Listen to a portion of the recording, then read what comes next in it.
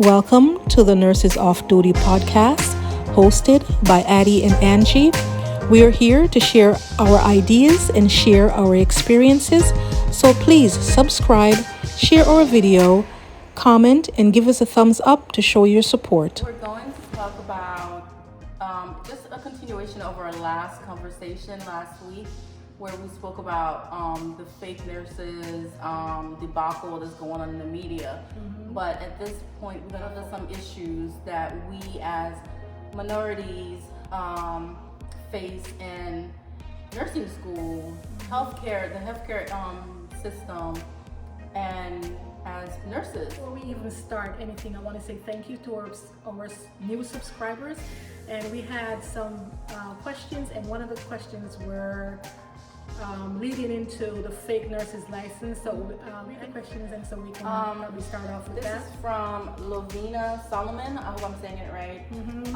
She wrote, I concur with you both, but also I've met a few nurses while traveling, and they were doctors, PA, and NPs from other countries, and they did not go back to school here.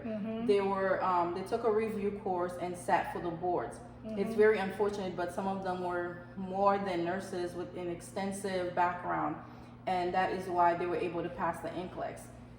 That's not the case for all, but I believe it's endorsement. Yeah, it's an endorsement program, and it's very extensive. The research is very extensive. I mean, these people do their job to make sure that that your license is legit, you know, and that your education was official and it's equivalent to our standard of education here. I don't believe every foreign country has the ability to be endorsed, and they have to approve of your program, I believe. Yeah, it's certain countries, right. Yeah. So what she's saying is they were, of course, those, if a nurse is a nurse is a nurse. I've worked abroad, and I've worked with amazing nurses that were not American educated, but they were just as, if not better, than our nurses here. Yeah. So what they're saying, she was mentioning, is that those nurses became nurses by doing the endorsement. Yeah. But however, some did not. They just went and bought their license. And you know what? In my experience, those endorsed nurses, especially from Jamaica, the Philippines, I don't know if I've ever met a nurse endorsed from Haiti. I did. You and did? She was okay. Excellent. That's my point. That's my point. Excellent. And even Africa, I've met a couple of nurses endorsed from Africa, meaning they take their they went to school in Africa or the Philippines or Jamaica or Haiti, and they went to clinicals, and they even were working at a hospital there. And so when they migrated to the United States, they were endorsed. And let me tell you something, these nurses circle around us. Yes. They're doing calculation in their head. Oh my God. Drip calculations. I mean, the abilities, the clinical skills, it's on point. Those were some of the issues that a lot of foreigners have to address. Sometimes their program or their education system may not be approved by endorsement. Yeah. And maybe they feel entitled. I know this. If there's a shortcut, I'm going to pass this test because I know this. But it's not legal. It's not right. It's not because right. Yeah. you're not. You have to respect the law of the land that you're in, because regardless if you're a great nurse in another country that they don't recognize, they're not going to recognize it. You just have to follow the rules that were applied here. Like I was telling Addie, when I was in my nursing program, I don't remember not one instances where I felt like it was a racism situation. You know, so Addie is going to more speak on the racism and the microaggression that she felt while she was in the nursing program. So Addie, you want to go and talk on that topic? I have a couple experiences. For example, I just remember when I initially, for example, we talked about my program was an accelerated program, 1 year program. So they made sure they let us know from day one of orientation, you cannot work and pass this program. It's that intense. But I already had some experience as a nurse. I was an LPN. So I took it upon myself because I did give up everything to move to a new city. I still have to pay rent. I still have to pay my car insurance. I still have to feed myself. You have bills. I have bills, and the program was expensive. So I would basically leave work, shower at work, and go to school, because I would take a shift at night and work an 8-hour shift and no sleep, go to work, go to school in the morning, and occasionally I would fall asleep in class. Okay, guys, go ahead. So, I guess I was being watched, and nobody. And one of the professors actually woke me up and says, "Hey, come here," and she took me to the dean. So when I remember I went to the dean, I looked at her and I told her to her face, I said, "Yes, I'm working." I said, "I don't come from a rich family." I said, "I made a lot of sacrifice to be here, and the school is expensive, and I have to feed myself." I said, "I will continue to work as long as I'm passing." I said, "The problem is, am I passing my class? Am I going to clinical? Am I going to clinical on time? Am I missing?" She looked at me. I said, if you're gonna let me borrow $30,000 to finish this program and pay for all my bills and everything that I have to do, then I will stop working." This is why it irks me when I know what these people did, because I know the sacrifice that we had to make to get our license. I had to do what I had to do to succeed, and it wasn't like I had a rich parents or I had somebody paying my bills. I was responsible for myself. So why was it that I was picked out? You were picked out because you were sleeping. That's why you were picked out, Addie. But guys, I think if I was anybody else, guys, let me summarize that little story that you just told. For the people who don't know Addie, she has a very strong personality, and it's a good strong personality, meaning that she speaks up for herself when things are not right, and she will speak up for others when things are not right. And this is why I'm saying that was not a racist moment. You're in a program that set their standards. You know the rule number one, you cannot work, and they know you're working because you're coming every day to this program sleeping. So, but she does have another story which I know it was a racist moment. So speak on that one, Addie. Well, I have two other incidents. Okay, the go same ahead. program. One is about me and one is about somebody else. So let's say I think the program started with maybe 70 students, around that number, and only half of us completed that program. And I can tell you, majority of the students that did not pass the program or were white or were black or others. Were black or others. And I don't think it's because they were so not doing well. I remember one particular guy who was so upset. He's like, "I was only 2 points away in the one test I took. Somebody else was allowed to take the test. I wasn't." So that's one issue. Those are the little stuff, yeah. Those are the things we talk about: microaggression, favoritism. So when my issue I had is, imagine I've gone through so many clinicals, so many things. My last semester, I had to do 12-hour shifts as a student, not getting paid, okay, as a student. Yeah, I remember that. Oh right? My God. And I was driving, almost an hour away from where I lived to go to this clinical site. And you know what? I think they did that purposely too. Right. They sent you to the furthest clinical, and there were closer clinicals. There were so many other I had a hospital right next to my house that I wasn't sent there. I was sent to almost an hour away. So I had, of course, they gave you, at the beginning of the semester, you have a list. He said, "Okay, this is my preceptor. This is my preceptor." However, decided he was going out the country on vacation. He said, "Hey, work with so and so to complete your." I think it was like five shifts. Same floor, same hospital, same clinical experience. And I turned in my timesheet because those 5 shifts were a different day than the original date that I submitted to them.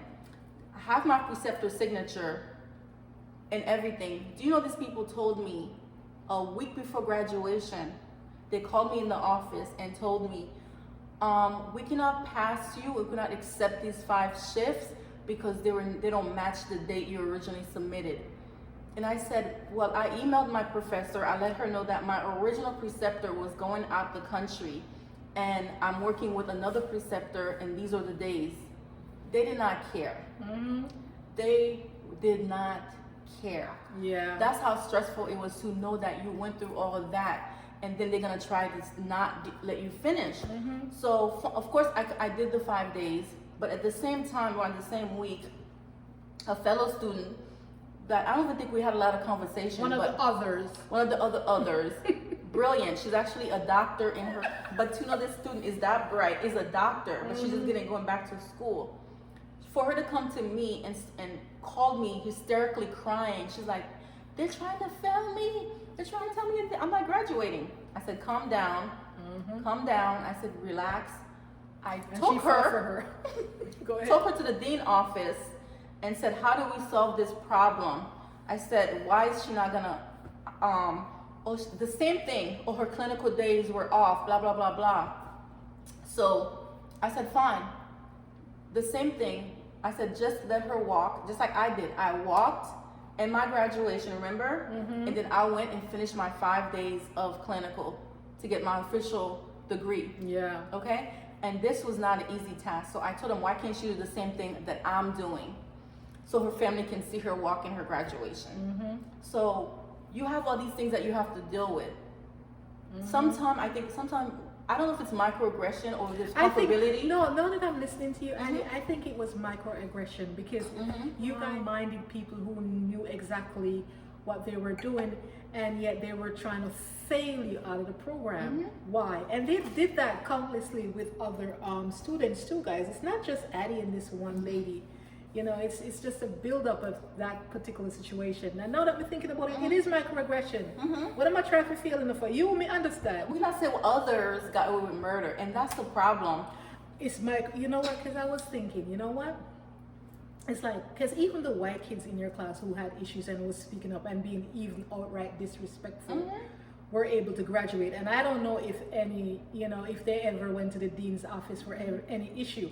But why is the two minority in the class or more, you know, were almost failed out when other people were doing the same thing? Oh, there were a lot of people that they wanted to fail for one issue or the other. For example, in my master's program, I had a professor that's of Haitian descent, and she came to me. She's like, "So told me to fail you this semester." What?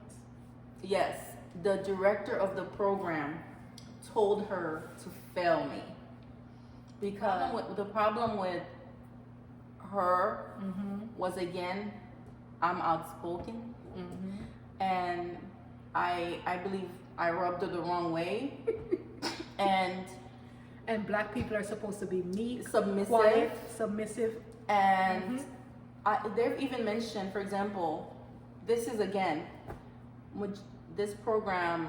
Which one? The master program? The master's program. The same particular person said, "Oh, you guys are gonna make a lot of money. Like, we should deal with whatever because we're gonna make a lot of money." Okay, now. And she was speaking to a group of us at that point that looked like me. So we're not supposed to make a lot of money. We're not supposed to do well. We should be grateful, and that's the problem. Yeah. Everybody, if like I would tell any professors, any coworkers, and I've had to check a couple coworkers too, because just like they made sacrifice to do a particular program, our sacrifice had to be 3 times, to be honest, because we're not coming at an equal footing in this world, right? Like, I was a bookworm. Like, she likes to stay home and read. And you know what? And I said, you know what? I was so young at the time. I said, maybe even if somebody was racist against me, I probably didn't even notice. Well, I always noticed. I always know, because I was so, my head was just in this book, and I wanted to finish the program, and I knew where I wanted to go. So I really didn't, because I'm looking back, and then I can't remember any type of instances where that happened. But you have to have experienced, for example, even at work. Well, work is different now. Work is different. I said while I was in the nursing program. Okay, because I mean, work, girl, work is different. So since we're talking about that, you let me start with that and segment into racism and microaggression in the workplace. Oh my Lord, that nursing school cannot teach you, yep. Right? Okay, let me see. First instances, like I remember I was working on the orthopedic floor at a hospital, and the orthopedic floor was right beside the endoscopy unit. I was working on this floor for 5 years, I think. I was working on the orthopedic unit, doing okay, doing good, never had an issue. The endoscopy nurses always, I usually go over there and help and to, what do I have to say, like with waste medication. If they have to waste medication or they need double verify, I usually go over there and do that for them. They know me. When I'm on, they come over and they call me by name. Angie, can you help me to waste this? Angela, can you double verify this for me? Fine. Okay. They posted a position in the endoscopy unit. I was happy. I'm like, oh my God, I know these nurses, you know, I know the manager for the unit. I'm going to put in my application. I put my application in, and I don't remember speaking to the manager, but I spoke to a couple of the nurses who I know, and they said, yes, they're going to speak to the manager. And I believe they did because they told me they did. Well, guess what, guys? They did not hire me. They hired a brand new, when I say brand new, that girl just probably maybe a month or so on the floor, and she just got her license, brand new, and she was white. And they hired that young white girl over me, somebody with experience, right? I said, okay. That lady, that girl, because she was young, so she's a girl, did not even last 2 weeks in that endoscopy unit, right? Because guess why? She couldn't handle it, right? It was, because, you know, and for most of the people who don't know, endoscopy is a fast-paced unit.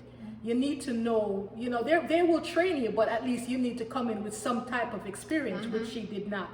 And the manager knew she didn't have an experience. The manager knew she was just hired, and she tried to get her transfer over there anyway, over me. Anyway, she quit in 2 weeks max. As a matter of fact, she didn't even give them notice. She just left. Okay. There I'm working on the floor, minding my own business. That's the manager coming over there saying, oh, you know, I know you would put in an application. You know, we want to see if you're still interested. I look at that lady straight in the eye and I said, no. She looking at me because she thought I was going to say something after the no. She got nothing from me. I just said no and move on with my life. But yes, and I mean, I can tell you stories. Oh my God. Listen to this one. I moved to Jacksonville one year, well, a couple of years, but I moved to Jacksonville, and I was working at a particular hospital in Jacksonville, and I was younger, looking younger at the time, and I went in this gentleman's room, you know, and I think he had asked for pain medication or something, so I went in there to give him his meds and do his assessment, blah, blah, blah. I went in the room and he looked at me and he's like, oh, you're the nurse? And I said, yes, I'm the nurse tonight. And he's like, wait, you're not a CNA? I'm like, no, but I was, you know, but I'm your nurse for the night. I said, you know, this is your medication you asked for, blah, blah, blah. I did my work, did my assessment, leave. I did a great assessment, I thought, left the room, no problem. This man seemed to not have any issue with me. Do you know that which this should have been illegal too. The supervisor for the night came and told me that the patient do not want me as his nurse. So being the nurse that I am, I wanted to know, oh my God, what did I do? What did I say? Can I do something differently? He said, oh no, he doesn't mind other, but he don't want a black nurse with an accent. I said, and you know, and of course I'm like, you know, I take it like a truth. I'm like, okay, yes, I mean, but that should have been wrong. What they should have done as a supervisor is tell the man that he has no choice, that I'm going to be his nurse and he has to suck it up. You understand me? That's why I worked at a particular hospital. That would have been a no, because it's and guys, this is just 1 or 2 stories we're telling you. That's what I can remember off the top of my head right now. Shoot, there was a lot more, and the thing is, nursing is a great profession. We love what we do. We love taking care of a patient, but being a minority in this industry, sometimes it takes a lot on you. You could be talking to a patient right now, and the next thing you calling code blue. So you physically, mentally, emotionally have to be ready for anything that can happen on your shift. And then on top of it, you have to deal with microaggression from your coworker, from the patient. It's a lot. How about this, this story that just popped in my head? Okay, narcotics is missing on the orthopedic unit, right? And the supervisor, the unit manager, and the hospital bigwigs came down, and we had to go to the health nurse, the hospital health nurse, to all draw blood for, drug tests, right? Guess what races and nurses went? Well, I have a story about that too. Okay, me, Annie, you can test me any day, right? And it seemed like, oh, that's how the shift was. Bullshit. You understand me? Okay, fine, whatever, right? Others, some of them had their came in with their prescription, to show that my blood is going to show this because I'm already on this, blah, blah, blah. Hey, one girl, honey, fair skin, redhead. I can't forget her. Fair skin, redhead. The least person that you would think, Addie, would you know that girl test Everything positive for almost everything under the sun, right? Do you think they fired her? You're kidding. No. They notified the boards. She was on probation for a very long time, right? And like I said, I was at this hospital for 5 years.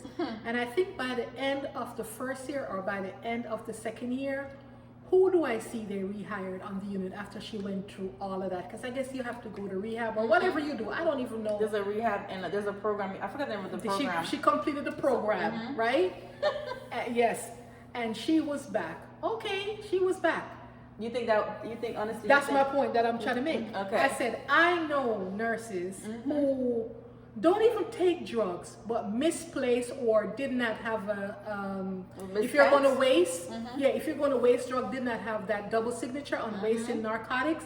They didn't have it black, and they got fired for that. But that one nurse who tested positive for everything under the sun got a second chance. Got a second chance to come back on the unit. Oh, same unit. Guys, multiple chances. I'm going to lead into the other story with her, the continuation of her story. She got a second chance. She came back on the floor. One night, we used to work nights.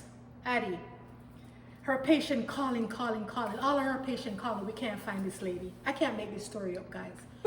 We can't find this lady. Everybody's looking for her. All of a sudden, we're like, the security said, well, she didn't leave the hospital. Nothing is on. Guys, she was found, not by me, but by the CNA and another nurse in the bathroom, OD'd. This is on her second try. And the point that I'm trying to make, she was one of the last person to get tested on our unit. Yes, and I can tell you other stories where everything is, look, something missing. They want to, question all of the black people first. We're not saying that black people don't do drugs. That's not what I'm saying, because I'm sure you can find a black nurse out there that's taking people narcotics. I'm just saying that the first people that are looked at, the first people are sent to the health nurse is our race and others. I don't know if you remember when we used to work at a certain facility in Jacksonville. I think that was you never worked in a nursing home to that place. Oh, what about it? I'm not gonna say the name. And there was a particular nurse tapped me. Make sure you count when you guys do count your shift change. You make sure you count your narcotics with this person carefully. Come to find out, she was taking everything under the sun. They all knew she was a druggie, but guess what? She still had a job. If it was one of us, would have been escorted out that building immediately. Yeah.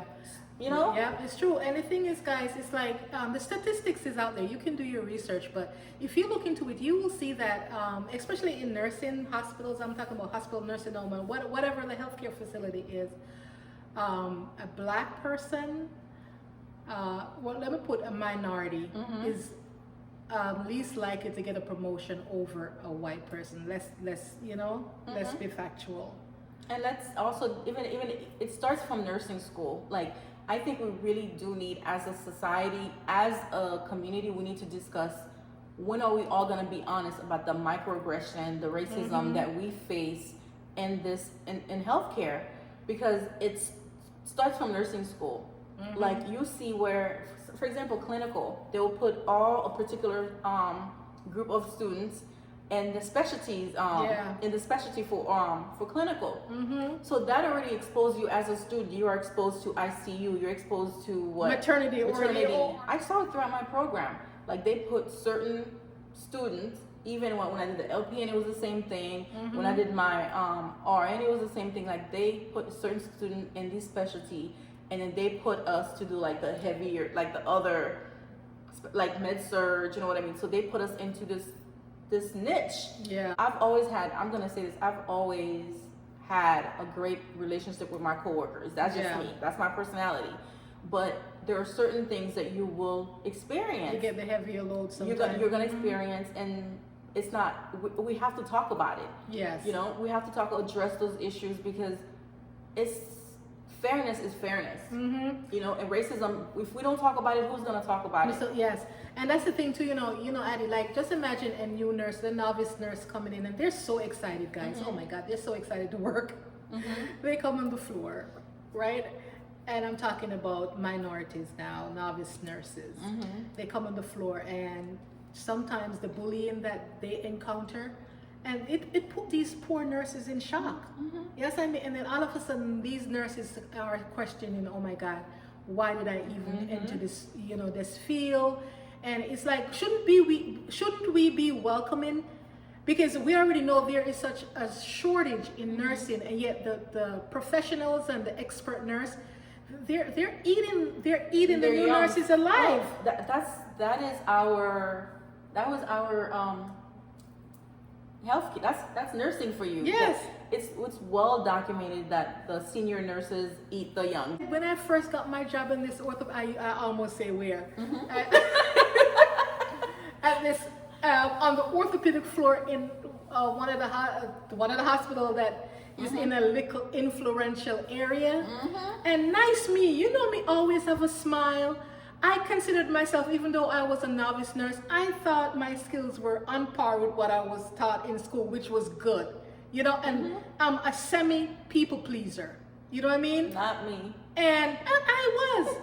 And I experienced bullying from, actually, I shouldn't even, it's white and black, actually. You understand me? Not even, I have a friend, like she's a white nurse, and we're very close, and we went to the same school. And she went straight to ICU. And I remember she said her preceptor, in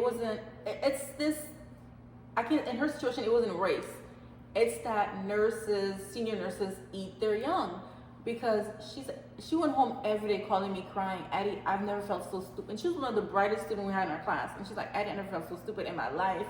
She critiqued everything I do. She says, I don't belong here. I'm stupid. She makes me feel so bad. Wow. To the point is, I only think she did ICU for 1 year, and she completely left bedside. And that's a loss to us, because she was so traumatized by this one person who was supposed to be understanding, give her some time. Because coming from school and hands-on are two different worlds. But however, there are some new nurses that come in, child, they know it all. They know it all. Let me tell you something. You're the dum-dum. No, experience here, a nurse that know it all knows nothing. Thank you. They're covering, and then the thing is, when they make their mistake and you see them crying and bawling and coming to you, like, what can you do now? I thought you knew. But what I want to lead into now, Addie, is talking about the impact of microaggression and racism in healthcare, but the impact on patient itself. Right. Yes, I mean, and that's something that we can all learn from. It's like there's so much shortage, guys, in the specialty areas. And it's only now. It's becoming deadly, of course, and it's only now. Guess what? They're looking at us now. Now it's okay for them to branch out to the minorities now and get us into those specialty areas. Industry, and it's not just nursing; it's the medical field. Period. Residents are coming out saying, "I was not accepted into this particular specialty, or I was derailed from doing this." It's healthcare. There's so many different departments in healthcare that that does the same thing. And other people are qualified for, Mhm. but they're at a disadvantage by having a different skin color from the people who were chosen. But can you imagine you're black, you have an accent, I was just about to say that. right? I said the accent, and the thicker your accent, boy, you're doomed. You do, and they want to make sure, oh, you don't belong, you know, you're other, you're double other. Yeah, you know, if so- you're Black American, you can't do that slang. If you're from another country, oh, where are you from? It's always a question. Or like microaggression comment. Oh my God, you're so nice. Why aren't the others like you? Trust me, I've heard that a lot. Yes, and me. So we have to figure out, we have to do better, but we have to prepare our students or younger generation to have a thicker skin. Like, And that's why they said, you know, we work harder at almost everything. We have to do to get double the half. amount. Yes. Say there's certain pay rate for certain people. Oh, guys, can't believe we didn't. That should have been our first. There are first. certain rate, Yes. and let me tell you, since the day one when I was in LPN, my first job, I was like, I said no. I said always negotiate your salary. Always I don't negotiate. They take- can. What they gonna say? No. I've walked away from jobs. They've called me back. At one point, we're in Jacksonville. I was making what a lot of nurses that's been there for years was not making. Cause she called me, she's like, "I'd love to have you," and I was going between two jobs, and I told her, I said, "If you want me, this is Was my that rate." the one close to the house? No. Okay. This is the one, the little tiny one, where you used to bring your kids every Sunday, every weekend. Okay. I got fired from that job. Oh God! But let me tell you. Oh, I'm off the topic, but I have to tell you this quick story. I think it's very funny. We're in Jacksonville. My Things we used to husband. go through. Yeah, my husband moved back to South Florida because his mom wasn't doing well, and so I was supposed to go, but the kids were still in school, and summer was maybe was what, in another 5 months or so, Eddie. So I said, you know what? I'm not going to uproot the kids from Jacksonville to come to Palm Beach. That was a great school system. Yeah, it was a very great school system. So I wanted the kids to stay and finish out the till the summer. So anyway, I think my Duke was supposed to drive up Your to husband. relieve me, and then sometimes, my husband. Sometimes he didn't come on time. So what do? I took my kids to work with me. Bold self. I was the supervisor at the time, so it's not like I was working on the floor. And I would put them in the break room, but guess what? I was never on the floor. I was in the break room with the kids. So, guys, and that was a decent job. That was a bailiff position. I was only working Saturday and Sunday and getting full-time pay, right? Yep. I had no choice. I had to bring the kids with me. So it went on for a while. So one weekend, I'm getting ready to go to work. I got this phone call, but I think I knew it was coming, right? But I didn't care. I got this phone call to tell me that, I was taken off the schedule. So I said, okay, so I'm No, taking that's how he said it. Oh, what did I say? He said, "Oh, really? Why?" She damn well knew why. Right? Oh God. Why? Yeah. But you know, I think I was ready to come home too, so. But you called me. I'm like, Yeah, they took me off the it's schedule. unheard of. This girl dragged her two kids every weekend. Yeah. Put them in the conference room. Turn on. They had a game. Yeah, I gave them I had a little movie tablet thing. The things we were. But they didn't stay all day because Duke was there by 12 to get them, so I make sure I get them breakfast. You already know people who can't do it. And saw that guys, you know did what? it. That job would have been okay. But another thing, it was the other who turned me in.